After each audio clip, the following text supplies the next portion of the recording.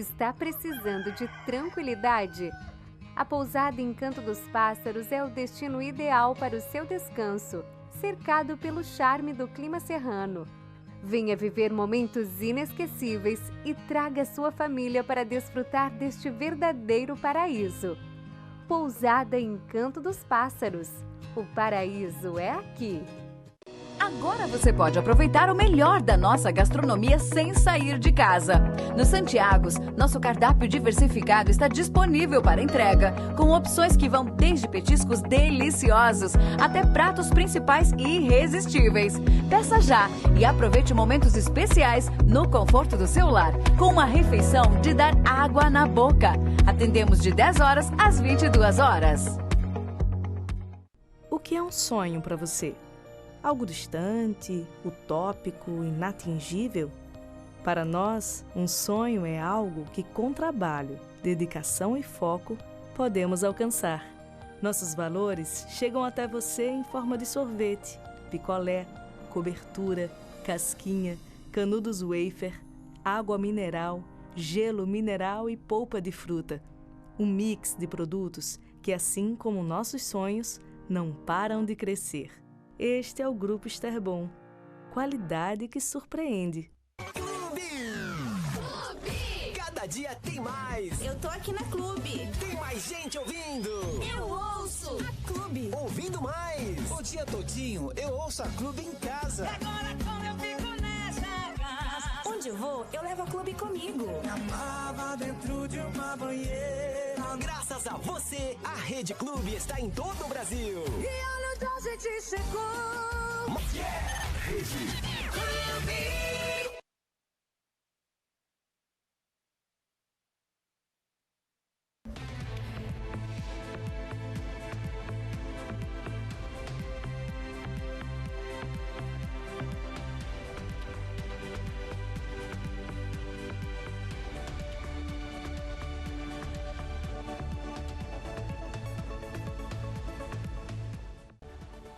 Olá, estamos começando mais uma edição do nosso Neo Notícias e nós iremos acompanhar juntos a partir de agora. Liberação das águas no Rio São Francisco para o Rio Grande do Norte começa nesta terça-feira. Caminhão bate em adutora e paralisa abastecimento em 6 cidades do Rio Grande do Norte. Preso é condenado por tráfico de drogas dentro da penitenciária de Alcaçuz. E ainda, Brasília tem protesto com buzinaço contra o STF e pró-Bolsonaro. Tudo isso e muito mais no nosso União Notícias, que está apenas começando. A partir desta terça-feira, as manobras de liberação da água do Rio São Francisco para o estado do Rio Grande do Norte serão oficialmente iniciadas. Segundo o Ministério da Integração e do Desenvolvimento Regional, o percurso de aproximadamente de 412 quilômetros até o território potiguar é tecnicamente planejado e envolve a passagem por diversos pontos de controle. Essa água irá abastecer as barragens de Oiticica, localizada ali no município de Jucurutu, e Armando Ribeiro Gonçalves, o maior reservatório do Rio Grande do Norte, localizado ali na bacia hidrográfica do rio Piranhas-Açu, nos municípios de Itajá, São Rafael e Jucurutu. Ao longo de aproximadamente 132 dias de operação, o volume total de água previsto para entrega ao Rio Grande do Norte é de 46,3 milhões de metros cúbicos, com uma vazão média de 4,06 metros cúbicos por segundo, o que é uma verdadeira maravilha e o tão esperado sonho das águas do Rio São Francisco virando realmente uma realidade para contento de todos os potiguares. Afetado diretamente pelo tarifaço imposto pelo presidente dos Estados Unidos, o Donald Trump, medida que entra em vigor nesta quarta-feira, o setor pesqueiro aqui do estado do Rio Grande do Norte analisa alternativas para sobreviver à crise. Entre elas estão a reabertura do mercado europeu, o redirecionamento da produção para o mercado interno e a concessão de férias coletivas para evitar demissões. Das 32 embarcações das empresas potiguares, apenas 9 estão em atividade no momento. E ainda não se sabe o tamanho do impacto da medida americana que provocará. Atualmente, os Estados Unidos, eles respondem por cerca de 80% do consumo do atum fresco pescado pelos barcos potiguares, o que representa, assim, aproximadamente 4.000 toneladas por ano e movimenta 50 milhões de dólares, o equivalente a mais de 278 milhões de reais na cotação atual. Diante da nova tarifa de 50% para importação do pescado, há um esforço de diálogo, com clientes norte-americanos para que pressionem o governo Trump a rever a medida. Realmente é uma situação triste, que nós estamos vivendo a partir de agora por conta dessa medida, que o Trump implementou aqui no Brasil, e nós não tivemos como reaver, mudar, ter novos direcionamentos e a preocupação é grande, é imensa, diante de tantas dificuldades que nós estamos vendo às nossas frentes e não precisa, sim, se entender muito de geopolítica financeira, não precisa muito de saber dos pormenores para saber que as dificuldades já estão aí à frente, principalmente em alguns setores. E você quer saber o preço da estupidez? Assista agora com atenção o que acontece quando um país decide proteger os sancionados e desafiar uma lei internacional criada para punir violadores de direitos humanos.